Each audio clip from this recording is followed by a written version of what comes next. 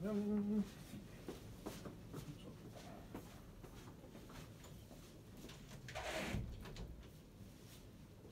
자, 오늘은 여러분들 그 지난 시간에 했던 1장 철근 콘크리트 구조의 일반 사항에 대해서 여러분들 다시 한번 복습을 하도록 하겠습니다.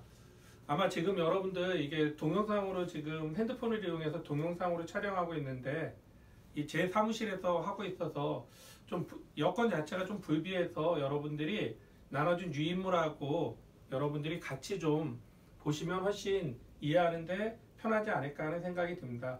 그래서 우리가 지난 시간에 철근 콘크리트에 대한 일반 사항 리뷰에 대한 거를 다시 한번 하고 그 다음에 이미 예고해 드린 대로 여러분들하고 철근 콘크리트에 대한 배근 실습 그 내용을 같이 한번 오늘 다뤄보도록 하겠습니다. 그래서 우리가 지난 시간에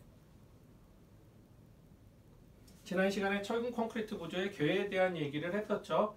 그래서 이제 철근 콘크리트 구조의 궤에 대해서 다시 한번 이제 지난 시간에 사실 여러분들한테 판서할 수 있는 여건이 안 돼서 원격 강의를 하다 보니까 여러분들한테 다시 한번 판서를 하면서 중요한 부분들을 판서를 하면서 여러분들한테 이해를 돕고자 합니다. 그래서 우리가 일반적으로 이런 하나의 콘크리트 구조물이 있다고 가정을 합시다. 이런 콘크리트 구조물이 있다고 가정을 하면 뭐 물론 이제 지점 자체는 여기는 회전 지점이고 이쪽은 이동 지점으로 이런 하나의 가정을 한 거죠. 그래서 이렇게 연직 하중으로 P라는 하중이 작용을 한다면 얘 같은 경우는 변형 자체가 하중이 작용했을 때 이런 식으로 빨간색 형태로 해서 이렇게 변형이 일어날 겁니다. 이런 변형의 형태는 여러분들이 지우개를 가지고 이런 지우개를 가지고 이렇게 가운데를 눌러봐도 얘가 이렇게 휘는 현상을 아마 관찰할 수 있으리라 생각이 듭니다. 그래서 우리가 이제 이렇게 휘어지는 이 현상을 가지고 상부에 있는 미소 엘레멘트를 하나 끊고 하부에 있는 미소 엘레멘트를 하나 끊어 가지고 본다면 자, 밑에 쪽은 여러분들이 보시다시피 이렇게 늘어나려는 성질을 가지고 있고 윗부분은 이렇게 줄어들려는 성질을 가지고 있을 겁니다. 그래서 이제 밑에 부분 같이 늘어나는 성질을 가지고 있다고 해서 이쪽은 우리가 영어로 텐션, 인장을 받고 있다고 얘기를 하는 거죠. 그래서 이제 구조 역학적으로 부호는 플러스로 표현을 하는 거고 위쪽은 줄어드는 그런 현상을 가지고 있어서 압축을 받는다고 해서 우리가 컴프레션이라고 얘기를 하는 거죠. 그래서 마찬가지로 구조 역학적인 표현에서는 부호 규약에서 마이너스로 표현한다고 여러분들이 이해를 하고 계시면 좋을 것 같습니다. 자, 그러면 상부는 마이너스가 되고 그 다음에 하부는 플러스가 되는 이런 현상들이 발생을 할 것이죠. 그래서 이제 우리가 이렇게 단면을 하나 잘라 본다면 그 단면의 형태가 이렇게 됐다고 전제를 합시다. 그러면 상부는 뭐 어느 기점을 중심으로 해서 정확하게 중심이라고 얘기할 수는 없겠지만 자, 뭐 그냥 임의의 중심이라고 얘기를 하겠습니다. 상부는 압축을 받고 하부는 인장을 받는 거죠. 상부는 압축을 받고 하부는 인장을 받아. 그러니까 이쪽은 마이너스가 되고 방금 얘기한 것처럼 이쪽은 플러스가 되니까 이 가운데 부분은 제로라는 플러스도 아니고 마이너스도 아닌 제로 포인트가 되는 거죠. 그래서 이걸 우리가 뉴트럴 엑시스라고 해서 중립축이라고 얘기를 하는 겁니다. 그러니까 인장도 아니고 압축도 아닌. 자, 그런데 우리가 철근 콘크리트라는 건 기본적으로 이 압축에 대해서는 콘크리트가 잘 부담한다고 보는 거죠. 그런데 인장에 대해서는 잘 부담할 수가 없는 거죠. 이 콘크리트라는 성질 자체가 인공으로 만든 지난 시간에 얘기한 것처럼 돌이기 때문에. 그래서 우리가 인장에 대해서 잘 버티는 이런 철근을 넣어주겠다 이런 겁니다. 그래서 이제 압축에 대해서는 콘크리트가 부담하고 인장에 대해서는 철근이 부담하는, 즉 다시 얘기해서 역할 분담을 완벽하게 서로 나눠가지고 다시 한번 얘기하지만 압축에 대해서는 콘크리트, 인장에 대해서는 철근 이렇게 역할 분담을 해가지고 이상적인 전 세계적으로 가장 많이 뼈대를 만드는 구조체를 만드는 재료라고 보시면 될 것 같습니다. 그래서 이제 우리가 이 철근 콘크리트라는 게 방금 얘기한 것처럼 이상적인 재료라고 여러분들한테 말씀을 드렸지만 이런 이상적인 재료가 되기 위해서는 여러 가지 전제 조건들이 있더라 이거죠. 전제 조건들이. 그래서 그거에 대한 특징들을 살펴보면 지난 시간에도 잠깐 여러분들한테 언급을 한 것처럼 그 여러분들이 나눠준 유인물을 다시 한번 보시면 이해가 될 거지만 그래서 실제 이제 1번하고 3번 정의와 특성을 보면 1번하고 3번 같은 경우 콘크리트와 철근 간의 부착성이 양호하다. 그 다음에 이제 3번은 우리가 선 팽창 계수가 거의 유사하더라. 이런 얘기를 했던 거죠. 그 다음에 이제 두 번째 같은 경우는 우리가 기본적으로 콘크리트 자체는 알칼리성 성분이라고 얘기해서 실제 우리가 콘크리트를 만들 때 필요한 재료들을 보면 시멘트라는 재료, 그 다음에 골재, 이 골재에는 모래하고 자갈이 포함되어 있겠죠. 그 다음에 물이라는 게 있죠. 그러면 이제 물 속에 어떻게 보면 세부치가 철근이라는 게 들어가 있다면 실질적으로 그 철은 녹이 슬겠죠. 그런데 이 시멘트하고 물하고 화학 반응을 일으켜요. 그걸 우리가 수화 반응이라고 얘기하는데 그런 수화 반응을 통해 가지고 이 내부에 있는 철근을 잘 보호를 해주고 있는 거죠. 잘 보호를 해주고 있기 때문에 실제 철근이 부식되는 걸 방지해 주는 거죠. 그런데 이제 이게 알칼리성 성분에서 균열이라든지 특히 외부에 지난 시간에도 얘기한 것처럼 외부에 노출된 콘크리트에서는 균열들이 발생을 하면 거기에 빗물들이 침투할 확률이 굉장히 큰 거죠.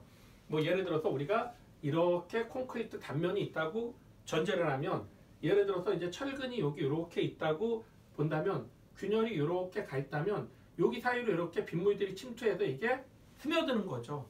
이게 스며들게 되면 이 내부에 있는 철근 자체가 어떻게 되냐면 기본적으로 녹이 쓰게 됩니다. 녹이 쓰면 부피 자체가 늘어나는 거죠. 부피 자체가 늘어나니까 얘가 부피가 이런 식으로 늘어나니까 자기를 감싸고 있는 그걸 우리가 피복 콘크리트라고 얘기하거든요.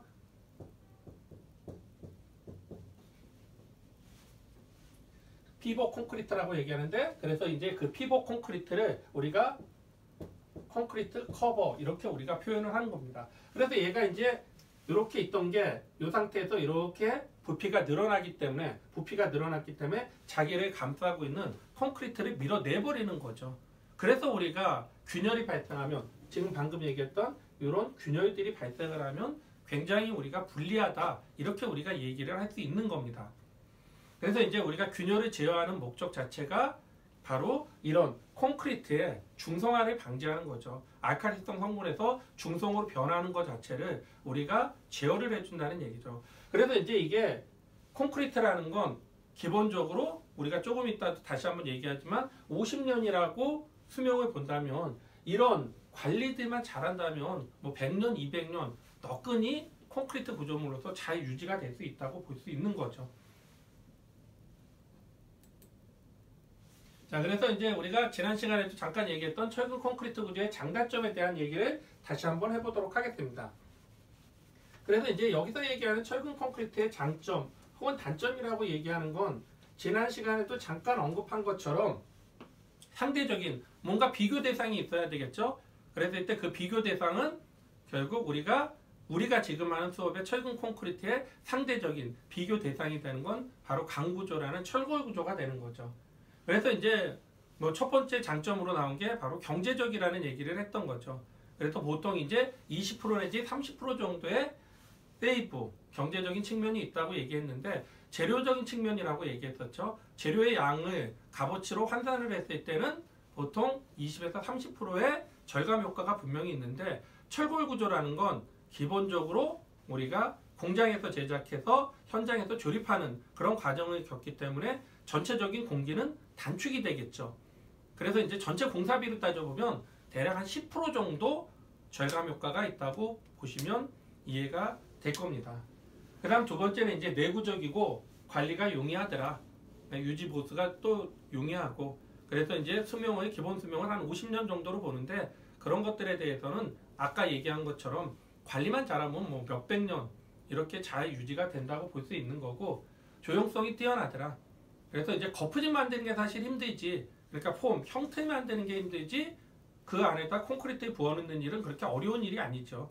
그래서 어떤 본인들이 원하는 모양으로 형틀을 만들어서 거기다 콘크리트만 부어놓는다면 모형은 자유자재로 만들 수 있는 그런 또 하나의 장점이 있고, 그 다음 차음, 음의 잘 차단을 한다.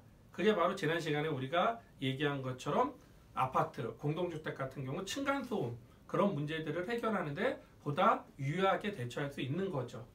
그 다음에 이제 내화, 불에 잘 견디는 거고, 그 다음에 방진, 진동에 유리하더라.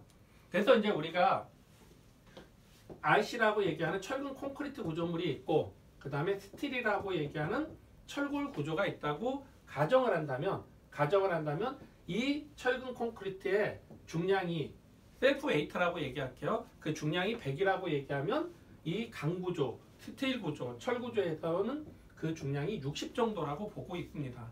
그래서 이제 방진, 진동에 대해서 어느 정도 완화할 수 있는 그런 요건에 있어서는 가벼우면 진동이 더 심한 거고, 상대적으로 무거우면 진동이 좀 덜하다고 표현을 하기 때문에 실질적으로 우리가 진동에 대해서 보다 유리하더라. 그래서 방금 얘기한 것처럼 여기서 장점 혹은 여기서 단점이라고 얘기하는 건 둘이 비교해서 장점 혹은 둘이 비교해서 단점이라고 여러분들이 다시 한번 이해를 해주셨으면 좋을 것 같습니다. 그러면 이제 우리가 중량 자체가 이렇게 많이 나간다고 얘기했잖아요. 그러면 이제 우리가 연직 하중에 대해서는 뭐 논외에서 제외를 하더라도 우리가 지진이라는 거하고 바람이라는 게 있다고 가정을 한다면, 바람이라는 게 있다고 가정하면 이 RC 건물은 지진에는 상대적으로 매우 취약하다고 볼 수 있는 거죠. 비교해서 얘기를 하는 겁니다. 그러면 얘 같은 경우는 지진에 좀 더 유리하게 될 테고, 강구조, 철골 구조가, 바람에는 얘는 무거우니까 바람에 잘 견디겠죠. 얘가 유리하고 오히려 바람에는 얘가 불리하다고 얘기를 합니다. 그래서 이제 우리가 일반적으로 어떤 건물이 이렇게 있다고 가정을 해요. 건물이 있다고 이렇게 가정을 했을 때, 뭐 여기가 예를 들어서 우리가 30층이라고 가정을 합시다. 그래서 이제 30층 이하의 건축물, 30층 이상의 건축물, 정확하게 이제 뭐 그 층수를 가지고 얘기하는 건 여러분들의 이해를 돕고자 하는 계략적인 가이드라인을 여러분들한테 제시한 거지, 꼭 30층이 결정적인 층수의 기본적인 개념은 아닙니다. 그래서 30층 이하 같은 경우는 지진에 의해서 지배를 받고, 지배를 받는다는 얘기는 지진이 결국 건물 설계하는데 좌지우지 결정을 해준다는 얘기죠. 그 다음에 30층을 넘는 건축물들은 윈드, 바람에 의해서 결국 좌지우지되는, 그걸 우리가 지배를 받는다고 얘기하죠.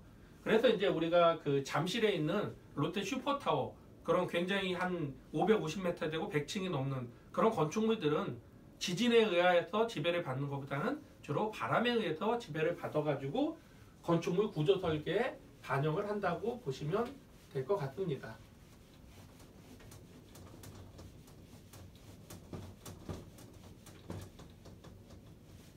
그래서 이제 우리가 진동에 대해서 잘 견딜 수 있느냐, 진동에 대해서 잘 견디지 못하느냐, 그래서 이제 상대적인 개념에선 방금 얘기한 것처럼 철골 구조에 비해서 철근 콘크리트가 진동에 대해서 보다 효과적이다. 그래서 이제 여러분들 뭐 이 진동 얘기를 했으니까 잠깐 더 첨언을 하자면 이런 거죠. 여러분이 살고 있는, 뭐 여러분들이 있는 장소에 진동이 굉장히 심하다고 생각하면 옆에다 무거운 물건을 하나 딱 갖다 놓으면 그 무거운 물건이 결국 진동을 일정 부분 흡수를 하는 거죠. 그래서 그 일정 부분 흡수를 해서 진동 자체를 감소시켜 주는 거죠. 그래서 그런 것들을 우리가 여러분들 나눠준 유인물이 있듯이 댐핑 이펙트라고 얘기해서 이걸 우리가 우리말로 얘기하면 감쇄, 감자는 이제 저감하다 할 때 감자고, 쇠는 진동을 하다라는 의미야. 진동 쇠자를 써갖고 진동을 감쇄해주는, 진동을 감해주는 효과가 있더라. 철근 콘크리트 건물이 철골 구조에 비해서, 그런 얘기를 지난 시간에도 했었고, 그 다음에 일체식 구조다. 우리가 이제 일체식 구조라는 게 뭐 예를 들어서 여기선 장점이라고 얘기하지만 이게 꼭 장점, 100% 장점이라고 얘기할 수는 없습니다. 우리가 여러분들 그 과거에 구조역학 시간 배울 때 우리가 구조물의 판별이라는 걸 했었죠. 그래서 뭐 N=, N 플러스 R 플러스 K 마이너스 EJ라는, 그래서 얘는 부재수가 되고 멤버의 그 다음에 R은 리액션에 반력수가 되고 K는 강절점수가 되고 그 다음에 J라는 건 조인트 수라고 해서 저 조인트는 모든 지점 또 모든 절점의 수를 서메이션 합친 거라고 보시면 되는 거죠. 그래서 얘가 0이 되는 경우가 있고 얘가 0보다 작은 경우가 있고 얘가 0보다 큰 경우 이렇게 세 가지의 경우의 수가 있다고 얘기하면 얘는 우리가 불안정 구조물이라고 얘기하는 거죠. 불안정. 그러니까 구조물이 아니라고 얘기하는 거죠. 그리고 얘 둘은 우리가 안정 구조물이라고 얘기를 하는 거죠. 안정 구조물. 그죠? 그러니까 구조물로서 인정이 되는 거죠. 그런데 이제 요 안정 구조물 중에서 니콜 0이 되는 걸 우리가 정정 구조물이라고 얘기하고 0보다 큰 거. 어차피 여기서는 다 정수가 되겠죠. 그러니까 1 이상이 되는 거겠죠. 결국은 1 이상이 되는 이런 숫자가 구조물 판별식에서 n값을 산정하면 우리가 이런 것들을 부정정 구조물이라고 얘기를 하는 거죠. 그래서 이제 뭐 지난 시간에도 언급을 한 것처럼 우리가 이런 부정정 차수가 많더라. 고차 부정정이 있더라. 근데 그게 반드시 여기선 장점이라고 얘기했지만 다시 한번 얘기하지만 그게 반드시 좋다 이렇게 얘기할 수는 없다. 여러분들 이해를 하시기 바랍니다. 사실 토목 구조물에서는 n니콜이 대부분 0입니다. 그래서 이거 정정 구조물로 놓고 해석을 합니다. 대부분 토목 구조물들은 대부분이라고 얘기하니까 다는 아닙니다. 그래서 정정 구조물의 특징은 뭡니까? 힘의 평형 조건식인 시그마 x 니콜 제로, 시그마 y 니콜 제로, 시그마 모멘트의 합이 제로라는 세 가지 조건식, 세 가지 조건식 하나, 둘, 셋. 이 세 가지 조건식에 의해서 문제 해결을 할 수 있더라. 그러면 이제 우리가 이 세 가지 조건식에서 뭐를 구하는 거냐? 구조역학에서는 결국은 반력을 구하는 거죠. 그래서 그냥 기본적으로 우리가 얘기를 하면 반력수가 3개, 반력수가 3개, 그 다음에 힘의 평형 조건식이 3개. 그러면 결국 3원 1차 연립방정식이라고 해서 우리가 문제 해결을 할 수가 있는 거죠. 그렇게 보시면 되고, 그래서 이제 여기서 얘기하는 이 고차 부정정이라는 건 이런 거죠. 하나의 단편적인 예로 기둥이 있고 그 다음에 여기에 보가 이렇게 있다 그러면 우리가 강절점 수를 산정할 때 어떻게 산정하냐? 이렇게 산정하죠. 하나의 부재에 몇 개의 부재가 붙어 있느냐? 모재라고 얘기해서 뭐 이걸 모재라고 얘기해도 좋고 이걸 모재라고 얘기해도 좋습니다. 그래서 하나의 모재에 하나, 두 개가 붙어 있다고 해서 강절점 수는 여기는 2개라고 보는 거죠. 그런데 똑같은 형태지만 이렇게 변형을 시켜가지고 기둥이 있는데 보가 여기에 이렇게 회전절점으로 이렇게 붙어 있다. 이렇게 됐을 때는 하나의 부재에 하나만 붙어 있는 꼴이 되죠. 그래서 K 니콜 1이 되는 거죠. 그러면 이제 우리가 철근 콘크리트는 다 이런 형태로 유지가 된다면 철골 구조는 이런 형태로 유지되는 경우가 많습니다. 실제적으로. 그러면 여기서는 얘가 2고 얘가 1이니까 하나뿐이 차이가 안 나지만 실제 어떤 하이라이즈 빌딩, 높은 건축물에서는 이런 차이가 굉장히 많아지겠죠. 개소도 많고 그러기 때문에. 그래서 우리가 철골 구조물에 비해서 굉장히 구조물의 판별식을 따져보면 이거에 대해 부정적 차수가 높게 나오더라. 그러니까 큰 수치가 나오더라 이거죠.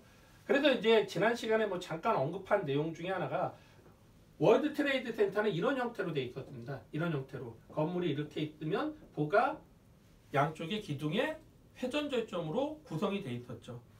근데 일반적인 건축물들은 철근 콘크리트 건물은 여기가 강절점으로 이렇게 구성이 돼 있어요.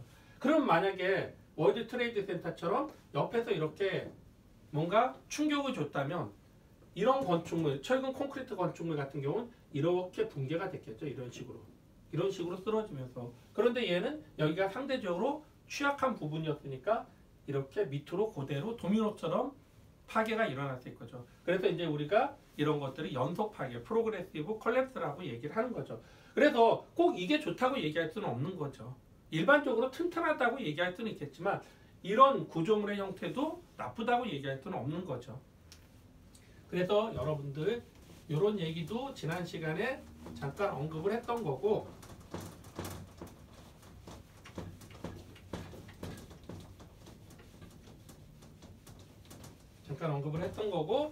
그 다음에 이제 우리가 단점으로 보면 인장 강도가 낮더라. 그래서 이제 인장 강도는 우리가 과거에 콘크리트의 품질이 상대적으로 좀 품질, 퀄리티 자체가 낮았을 때는 인장 강도가 압축 강도의 10분의 1 정도 수준이었었는데 요즘 같은 경우는 이제 그 강도 자체도 상당히 양호하다고 보거든요. 그래서 이제 그 제품 관리도 잘하고 있기 때문에 보통 인장 강도는 압축 강도의 한 8분의 1 수준까지 올라갔다고 우리가 보고 있습니다. 8분의 1 수준까지. 그러니까 상당히 많이 올라온 건 분명한 사실이죠. 그래서 이제 우리가 조금 이따 이제 그런 얘기를 했겠지만 우리가 설계를 할 때는 보통 인장 강도에 대해서는 무시를 하도록 돼 있습니다. 설계 기준 자체에서. 뭐 제가 무시하는 게 아니라 설계 기준에서 인장 강도 자체를 무시를 하고 있습니다. 그래서 이제 아까 했던 얘기를 인장 강도에 대한 걸 무시한다. 이런 얘기를 연장선상에서 조금 더 한다면 이런 겁니다. 우리가 이렇게 돼 있다 치면 이게 하나의 콘크리트 보의 단면이라고 얘기를 합시다. 콘크리트 보의 단면이라고 얘기하면 아까 얘기한 것처럼 상부는 압축을 받고 하부는 인장을 받는 거죠. 그걸 여러분들한테 뭐라고 얘기했냐면 뉴트럴 액시스, 중립축이라고 얘기를 했던 거죠. 중립축이라고 얘기했던 거죠. 그래서 이제 우리가 그냥 편의상 여기 보의 폭을 B라고 얘기합시다. 그래서 보통 이거를 위스라고 얘기를 하는 거죠. 그래서 이제 상부는 방금 얘기한 것처럼 압축을 받고 하부는 인장을 받고 있는 거죠. 그런데 우리가 인장에 대해서 이것도 콘크리트죠. 인장에 대해서 콘크리트는 저항할 수 없다고 얘기했으니까 인장에 대해서 잘 저항할 수 있는 여기다 이렇게 철근을 넣어주자 이거죠. 철근을 기본적으로 넣어주자. 그래서 상부는 아까 우리가 처음 서두에 또 얘기한 것처럼 콘크리트가 압축을 받고 하부는 여기에 콘크리트가 있지만 하부에도 분명히 콘크리트가 있겠죠. 이 콘크리트는 무시를 하겠다는 얘기죠. 무시를 하고 여기에 있는 철근이 전체의 인장에 대해서 버티도록 역할 분담을 해주는 겁니다. 그래서 이제 우리가 통상적으로 여기서부터 여기 전체 높이를 통상적으로 라지 D라고 써서 이걸 우리가 뭐라고 얘기하냐면 뎁스라고 얘기하는 거죠. 그래서 이제 보통은 라지 D라고 얘기를 하고 그리고 압축축에서 요 철근의 중심까지 이 중심까지를 우리가 스몰 d라고 보통 표현합니다. 그래서 이때 이 스몰 d를 우리가 뭐라고 얘기하냐면 얘도 뎁스는 뎁스예요. 뎁스는 뎁스인데 무슨 뎁스냐?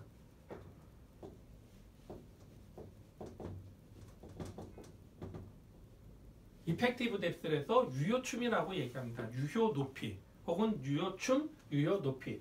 그래서 이제 실제적으로 이제 여러분들하고 저하고 같이 수업을 하면서 가장 중요한 게 이런 철근 콘크리트 부재에서 가장 중요한 게 바로 여기 스몰 d라고 표현한 요 값이 가장 중요한 의미를 가지고 있습니다. 그래서 전체 d가 뭐 물론 전체 d가 크면 이 스몰 d 값도 커지겠죠. 상대적으로 스몰 d 값도 커지지만 실제 우리가 구조 공부하는 데 있어서 특히 철근 콘크리트 공부하는 데 있어서 요 스몰 d 유효춤이 가장 중요한 역할을 하고 있습니다. 자, 그래서 이제 방금 얘기한 것처럼 상부는 압축을 받고 하부는 인장을 받는다 그러면 우리가 그 구조 역학적으로 본다면 여러분들이 아마 2학년 때 배운 거를 본다면 이렇게 배웠어요. 응력이라는 건 어떻게 배웠냐면 여기가 이제 응력이라고 얘기할게요. 이 부분이 응력이라고 얘기하는 건 어떻게 배웠냐면 자, 여기는 압축이고 여기는 인장이고 그래서 이렇게 서로 비례 관계가 성립하는 이런 형태의 그래프를 배웠을 겁니다. 그러니까 여기는 압축 응력이 되고 여기는 인장 응력이 되는 거죠. 왜? 아까도 얘기했듯이 얘가 힘을 콱 받으면 얘가 이렇게 휘어진다고 얘기했잖아요. 그러니까 위쪽은 줄어들고 밑에 쪽은 늘어나는 그런 현상 때문에 여기는 휜 모멘트에 의해서 압축을 받고 여기는 휜 모멘트에 의해서 인장을 받는 거죠. 그래서 우리가 이제 컨비네이션 스트레스라고 얘기해서 시그마 서브 C 니코는 마이너스 A분의 P 이건 이제 압축이죠. 순수하게. 그 다음에 모멘트를 받을 때는 G분의 M이라고 그러는데 이 앞에 플러스 마이너스를 붙여갖고 플러스도 될 수 있고 마이너스도 될 수 있다. 그래서 이제 플러스가 되는 건 하부 쪽을 의미하는 거고 마이너스가 되는 건 상부 쪽을 의미한다고 보시면 돼요. 근데 이렇게 지금 여러분들 직선으로 표현한 이거는 사실은 후크의 법칙을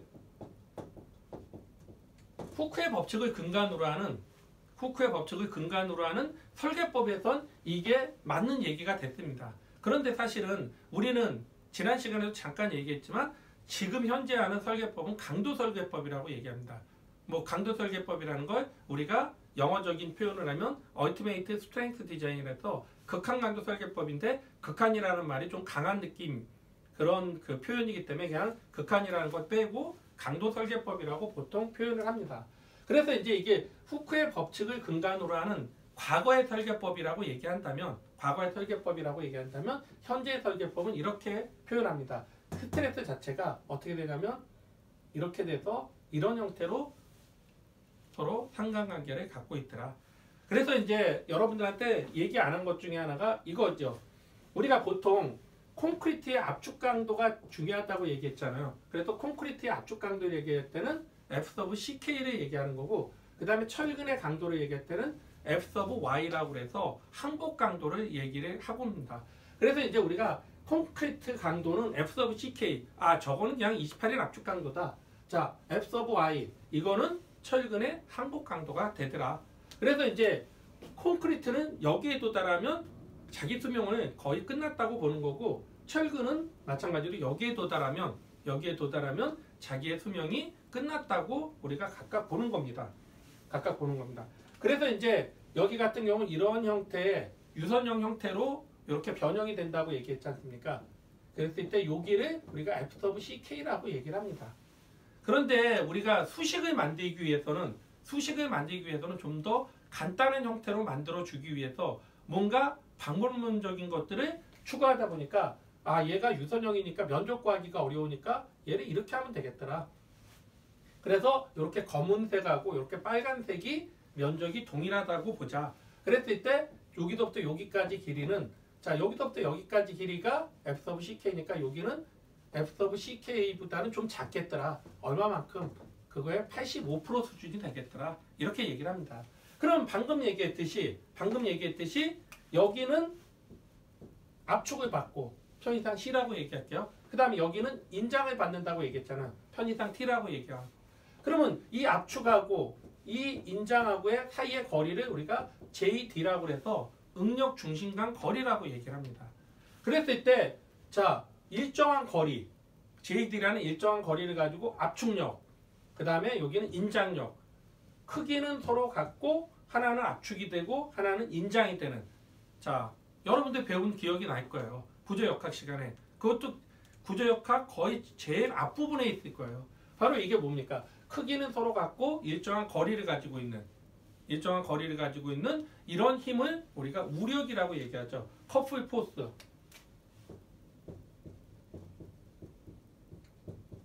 포스라고 얘기를 하는 거죠. 그래서 이 우력이라는 건 어떤 특징을 갖고 있어요?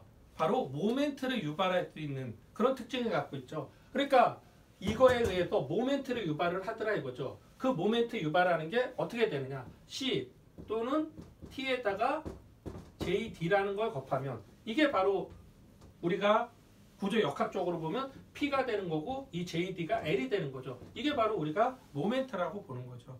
그러면 이제 결과론적으로 얘기하면, 자, 이런 단면이 있어요. 폭이 B고 높이 전체 높이가 D고 철근이 이만큼 들어가 있을 때 이 부재가, 이 콘크리트 부재가, 철근 콘크리트 부재가 받을 수 있는 모멘트 능력, 저항 능력은 요만큼까지 저항할 수 있겠더라 이거죠. 만약에 이거보다 예를 들어서 더 커지면 단면도 더 커져야 되는 거고, 줄이면 단면도 그만큼 줄이고 철근 양도 그만큼 줄여주면 되는 거죠.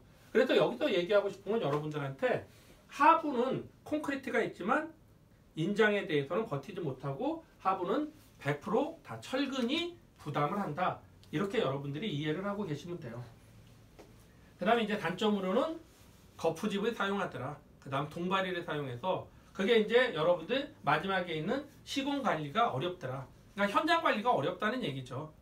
그래서 이제 지난 시간에도 얘기한 것처럼 거푸집을 대고 이런 과정을 통해서 한 층을 콘크리트를 타설하고 다음 층을 올라가기 위해서는 최소한 한 일주일 정도의 텀이 있어야 됩니다. 일주일 정도의 텀이 있어야 되니까 실제 다른 것들을 거의 잘 못하게 되는 거죠. 그러다 보니까 공기도 좀 늘어날 수밖에 없는 거고, 그 다음에 좀 지저분하죠. 아무래도. 그래서 그런 부분에서는 단점이 분명히 있고, 그 다음에 이제 자체 중량이 크기 때문에 장수판 구조물에서는 보다 유리하지 못하고 불리하더라. 이렇게 우리가 얘기를 할 수 있는 거죠. 그래서 이제 우리가 보통 보면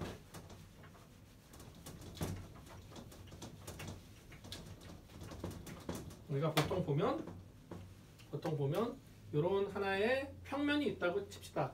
여기 이제 이렇게 제가 표현한 동그라미에 이렇게 좀 깜칠을 한 이런 것들이 기둥이라고 그러면 이쪽이 여러분들 보시기에도 알겠지만 이쪽은 길고 이쪽은 좀 짧지 않습니까? 그랬을 때 이렇게 긴 쪽을 우리가 스팬이라고 얘기하고 경간이라고 얘기하고 이쪽 짧은 쪽은 베이라고 얘기해서 간격이라고 보통 얘기를 합니다. 그래서 이제 철근 콘크리트 건물 혹은 철골 건물 같은 경우 이 스판에 대한 얘기를 할 때 그래서 우리가 예를 들어서 RC라는 게 있고 스틸, 철골 구조가 있다고 얘기했을 때 구분을 하면 굳이 지난 시간에도 잠깐 언급한 것처럼 이거는 어떤 경제적인 수치를 얘기를 하는 겁니다. 그래서 스판의 최대 길이를 어느 정도까지 할 수 있느냐. 그 다음에 캔틸레버의 길이를 어느 정도까지 할 수 있느냐. 그랬을 때 보통 철근 콘크리트는 최대 스판은 12m 정도까지 하고 그 다음에 철골 구조는 한 18m 정도까지 한다고 보통 알려져 있습니다. 그 다음에 캔틸레버 길이. 캔틸레버라는 건 한쪽은 고정이 되어 있고 한쪽은 자유단으로 이렇게 쭉 뻗는 거죠. 우리 공동주택의 발코니 같은 걸 캔틸레버라고 얘기하죠. 그래서 이제 캔틸레버 같은 경우는 철근 콘크리트에서는 대략 최대 치수를 3m 정도로 보고 철골 구조에서는 대략 한 5m 정도로 보고 있습니다. 아까 얘기한 것처럼 얘가 100이라고 그러면 셀프 웨이트 자체 중량이 얘는 한 60 정도라고 얘기했지 않습니까? 그러니까 얘가 그만큼 무겁기 때문에 상대적으로 얘에 비해서는 좀 낮은, 그죠? 대략 뭐 한 3분의 2 정도 수준이라고 보시면 될 것 같습니다. 그 다음에 이제 건조 수축, 그죠? 이게 물이 들어가니까 지난 시간에도 잠깐 얘기했지만 우리가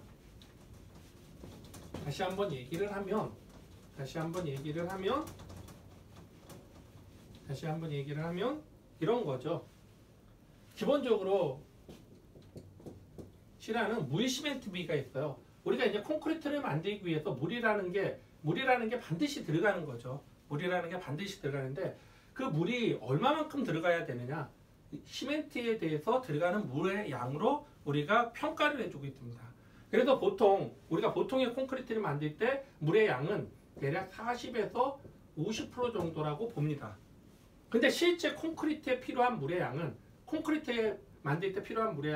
20에서 25% 수준이라고 보통 알려져 있습니다. 그러면 이 수준에 실제 들어가는 물의 반 정도만 필요한 거고 반 정도는 필요가 없다는 얘기죠. 즉 다시 얘기해서 여기에서 필요한 반은 콘크리트가 굳는데 잘 활용이 되는 거죠. 그리고 반은 증발을 해버리는 거죠. 방금은 아니고 지난 시간에 얘기했듯이 이 콘크리트라는 걸 만드는 구성 성분 중에 시멘트라는 놈하고 물이라는 놈하고 서로 화학 반응을 일으켜서 수화 반응인데 그때 그 수화 반응을 하면서 열이 많이 발생을 해요.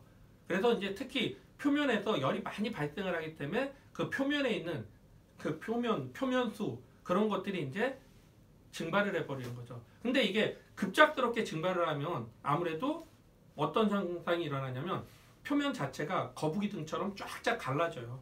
그래서 이제 통상적으로 여름 같은 경우에는 거기에다가 뭐 양생포 같은 거 이렇게 뭔가를 이렇게 덮어놓고 그 위에다가 물을 많이 뿌려가지고 증발 자체가 서서히 이루어지도록 그래서 균열이라든지 쫙쫙 갈라짐 현상 자체를 최소화시켜주기 위해서 그런 방법을 선택하기도 합니다. 그 다음에 크리프의 영향. 뭐 지난 시간에도 잠깐 얘기했듯이 크리프의 영향이라는 건 콘크리트만 가지고 있는 아주 고약한 놈이라고 얘기했었죠. 그래서 그 고약한 놈에 대해서 여러분들이 잘 그 관리를 해주는 뭐 여러분들이 이제 현장에 나간다면 그런 것들에 대해서도 많이 또 스터디를 할 것 같아요. 그래서 보통 이제 뭐 크리프 하나만 가지고도 대학원 콘크리트를 전공하는 친구들은 15주 한 학기 동안 하니까 굉장히 고약한 놈이니까 그만큼 많은 연구를 또 할 수밖에 없는 거죠. 그 다음에 이제 우리가 철근 콘크리트 구조의 역사에서 외국의 역사를 이렇게 쭉 우리가 한번 훑어봤던 거죠. 그래서 그건 여러분들이 유인물을 다시 한번 쭉 보시면 되지 않을까 하는 생각이 듭니다.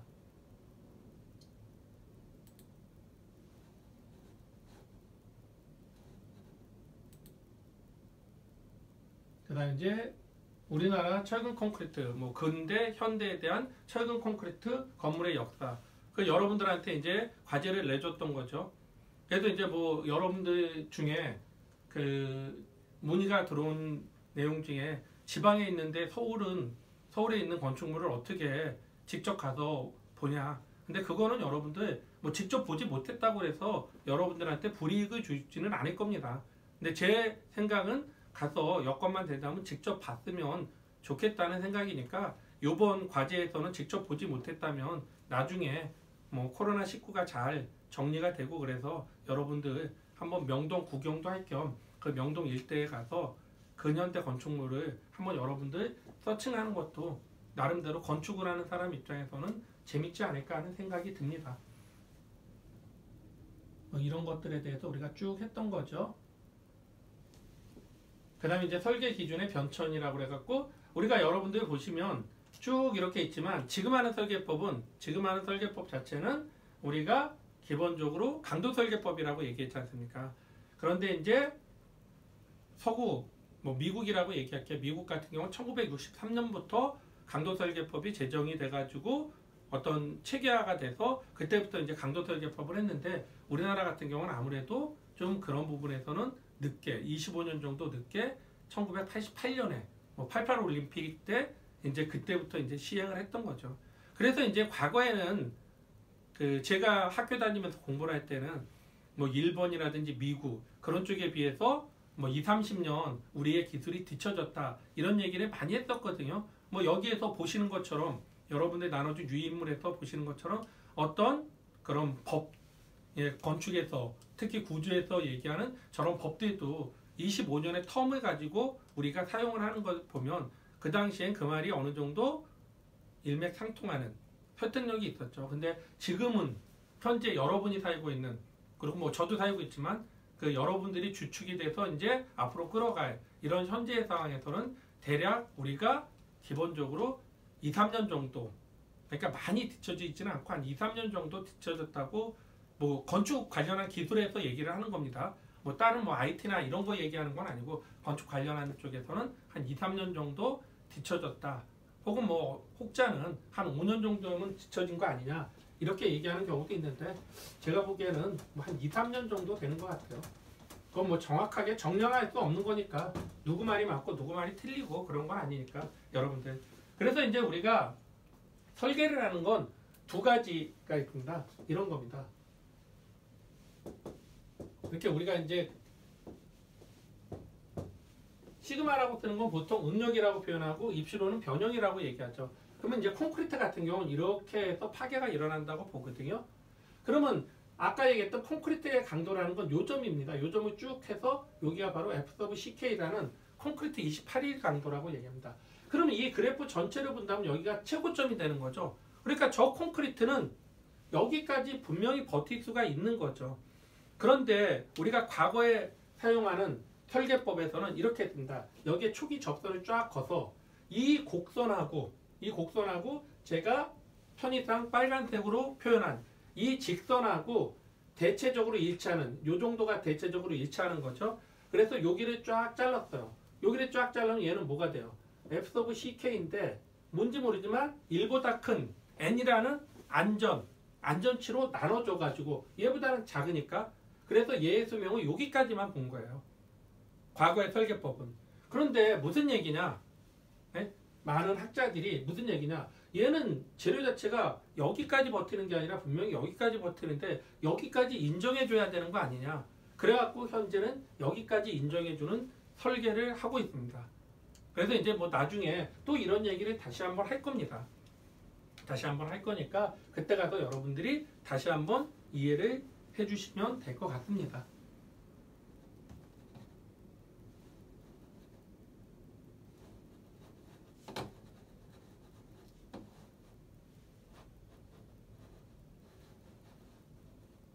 마우스가 잘 안 넘어가서 죄송해요. 그 다음에 이제 철근 콘크리트 구조의 설계 기준에 대한 걸 이렇게 쭉 얘기했죠. 그래서 우리나라 기준도 있고 뭐 각국의 기준들이 다 있다고 얘기했죠. 그래서 뭐 국제 현상 설계나 이런 거 할 때는 그 나라의 그 글로벌 스탠다드는 지난 시간에도 얘기한 것처럼 글로벌 스탠다드는 미국의 ACI 코드라는 미국 콘크리트 학회에서 나온 그 코드에 따라가면 뭐 전 세계에서 다 통용될 수는 있습니다. 하지만 이제 우리나라처럼 뭐 이렇게 또 로컬 코드도 다 각국이 갖고 있거든요. 대부분 뭐 웬만한 나라에선 어느 정도 그 규모를 갖춘 나라에서는 그렇기 때문에 로컬 코드에 대해서도 상당히 신경을 써줘야 되는 그런 부분이 없지 않아 있을 수 있을 겁니다. 그 다음 이제 철근 콘크리트 각국의 명칭에 대한 얘기를 지난 시간에도 잠깐 했던 거죠. 그래서 이제 우리가 무슨 얘기를 했냐면 뭐 가장 중요한 것 중에 하나가 슬랩온 그레이드라고 얘기해서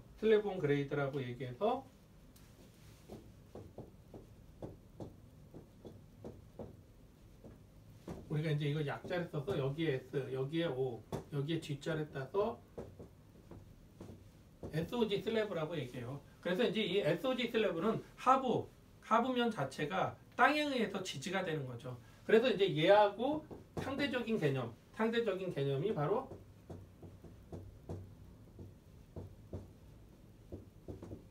서스펜디드 슬래브라고 얘기해서 이렇게 떠 있는.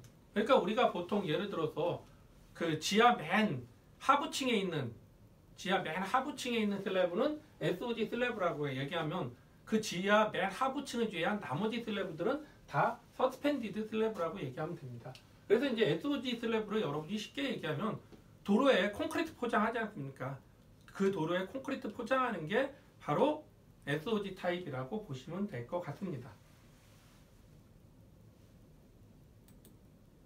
그 다음에 이제 단위기에 대한 얘기가 쭉 있죠. 그래서 지금 여러분들 뭐 이건 구조역학 시간에도 많이 얘기했지만 과거에는 우리가 MKS 단위, 뭐 가장 이제 그 주목할 만한 게 MKS 단위에서는 뭐 킬로그램, 그램, 뭐 톤 이런 단위를 썼는데 지금은 그게 질량 단위 자체를 뉴턴 단위로 쓴다는 거, 그게 가장 많이 바뀐 거죠. 그래서 이제 뉴턴에 대해서 여러분들이 좀 스스로 이렇게 체득을 하는 게 몸에 배어있지만 아직까지 이제 좀 뭐 저도 나이를 많이 먹었지만 나이 먹은 사람들은 킬로그램, 톤, 그램 이런 단위를 아직까지도 입에 달고 입에 붙어 있는데 아무래도 이제 그런 국제 치세 전 세계가 공통으로 쓰는 SI 단위계라는 국제 단위계로 여러분들 스스로도 변화를 시켜줘야 될 것 같습니다. 근데 그런 국제 단위계가 있는데도 불구하고 저 국제 단위계를 안 쓰는 나라가 대표적으로 미국이죠. 미국 같은 경우는 이제 우리가 그 아까 얘기했던 그 질량의 단위를 기본적으로 걔네들은 파운드 단위를 쓰는 거죠.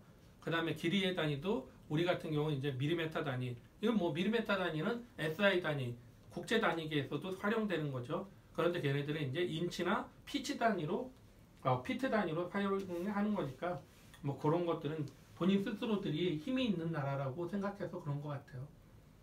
그 다음에 이제 노출 콘크리트에 대한 거. 이제 노출 콘크리트에 대한 것들이 종류들을 우리가 쭉 얘기를 했던 거고,